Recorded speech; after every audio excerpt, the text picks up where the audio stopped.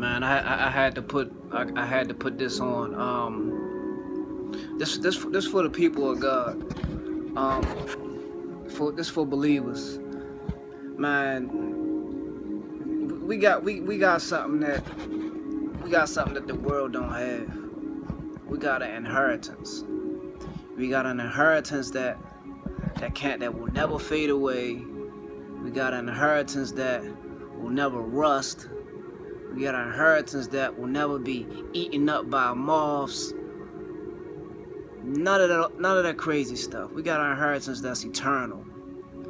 And I was reading 2 Peter, and it just talks about what is bestowed upon us, and the things that God has placed upon us is something that can't be taken away.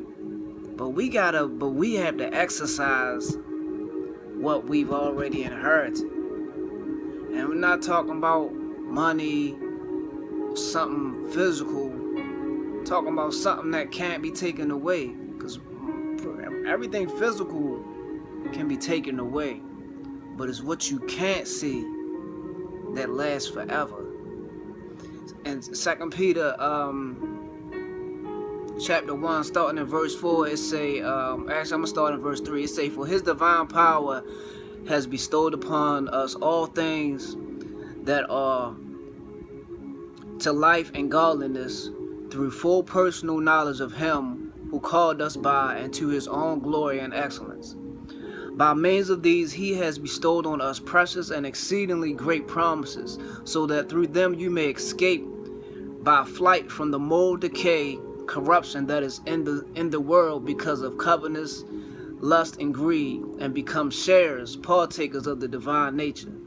For this very reason, adding your diligence to the divine promises, employ every effort in exercising your faith to develop virtue, which is excellence, and in exercising virtue, develop knowledge or intelligence, and in exercising knowledge, develop self-control, and in exercising self-control, develop steadfastness, patience, endurance, and in exercising steadfastness, develop godliness, and in exercising godliness, develop brotherly affection, and in exercising brotherly affection, develop Christian love.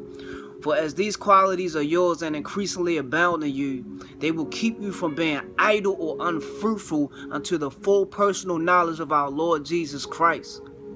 Keep you from being idle or unfruitful. These qualities, if we exercise in these qualities, it'll keep us from being idle. It'll keep us from being unfruitful. That's just so clear, so real.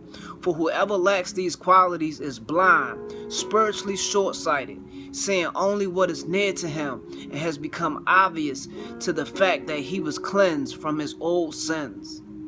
Let me read this again. For whoever lacks these qualities is blind, spiritually short-sighted, seeing only what is near to him, and has become oblivious. That's what the word was, not obvious. And has become oblivious to the fact that he was cleansed from his old sins. So let's not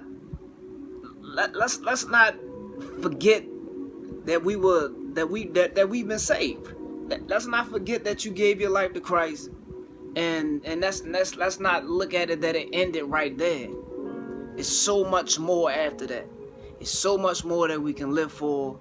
It's so much more that we can offer people that need what we have. So let's start exercising these qualities, and then we'll see the fruit. Even if we don't see the fruit, let's make sure other people see the fruit. Let's make sure other people see the fruit. Because sometimes we may feel as though you don't see it. You don't see the fruit. But when you have somebody come to you and tell you, man, you really have been a important part, you really made an impact on my life changing. Man, that's something that feels good, you feel me? and as nothing that can be taken away. Like that's real. Like that feel good when somebody come to you and tell you, you know what I'm saying, that you making that life better. That's what we should be striving for, men and women of God. To change people's lives, make people's lives better. Just by our lives. Just by them seeing our actions. So let's not neglect the qualities that have been bestowed upon us, the inheritance that has already been given to us. Let's use it, not neglect it. So I hope you take this word, which was from 2 Peter, and run with it. You know, because this is our inheritance. This is what we have, and if we're exercising it,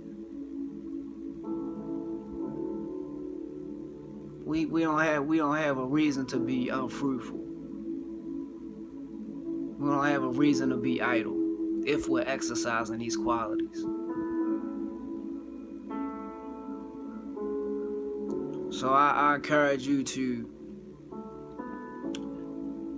meditate on these qualities and focus on these qualities day in and day out until you feel as though you've mastered it.